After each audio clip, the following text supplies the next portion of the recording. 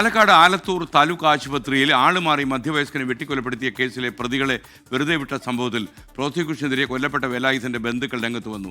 Case ഒത്തുതീർപ്പാക്കാൻ ആരെങ്കിലും ഇടപെട്ടോ എന്നറിയില്ലെന്ന് ഭാര്യ പാർവതി.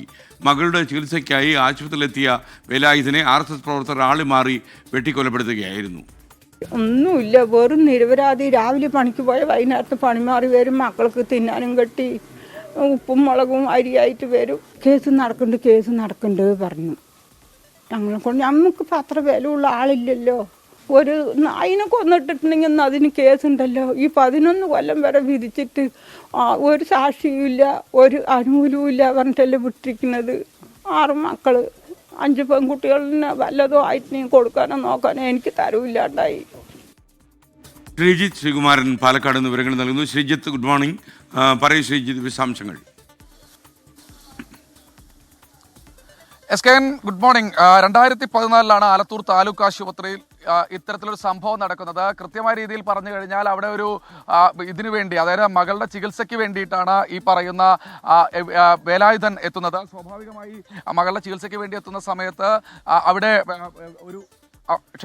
അവിടെ ഒരു രാഷ്ട്രീയ സംഘർഷം നടന്നിരുന്നു. അതിൻ്റെ ഭാഗമായി, ആ രാഷ്ട്രീയ സംഘർഷത്തിൻ്റെ ഭാഗമായി വേലായുധനും അതിൽ ഉൾപ്പെടുകയായിരുന്നു.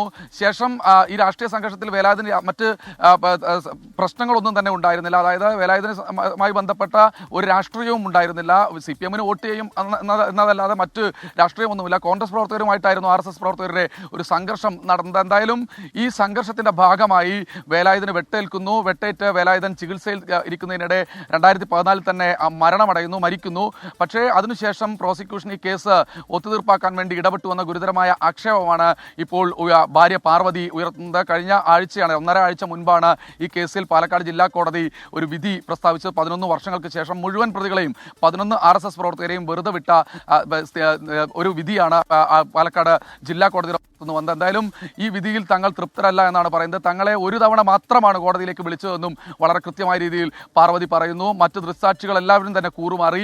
എന്തുകൊണ്ടാണ് ഇങ്ങനെ കൂറുമാറിയതെന്നറിയില്ല. ഏതെങ്കിലും തരത്തിലുള്ള സമ്മർദ്ദം ഉണ്ടായിട്ടുണ്ടോ, പണമിടപാട് ഉണ്ടായിട്ടുണ്ടോ എന്നൊക്കെ പരിശോധിക്കണമെന്ന് ഈ കുടുംബം പറയുന്നുണ്ട്. എന്തായാലും ഈ ഒരു ഘട്ടത്തിൽ പോലീസിനെ സംബന്ധിച്ചിടത്തോളം, പ്രോസിക്യൂഷനെ സംബന്ധിച്ചിടത്തോളം അവർ അപ്പീൽ പോകുന്ന കാര്യമടക്കം ഇതുവരെ ചിന്തിച്ചിട്ടില്ല എന്നാണ് മനസ്സിലാക്കുന്നത്.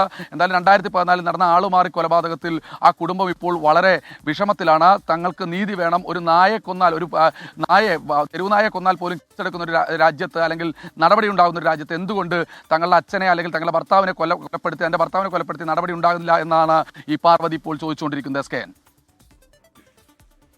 ശ്രീജിത്ത് ശ്രീകുമാരനാണ് വിവരങ്ങൾ നൽകിയത്.